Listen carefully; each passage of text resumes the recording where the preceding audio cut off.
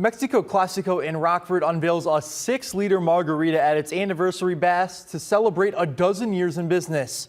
A restaurant rep says it is the first margarita of its kind in the state of Illinois, served in a martini-style glass and can be shared between 6 people. The rep says their party is a way to thank and give back to the community. A portion of the proceeds benefit the United Way of Rock River Valley to support youth literacy, neighborhood resilience, and emergency response programs in Winnebago County.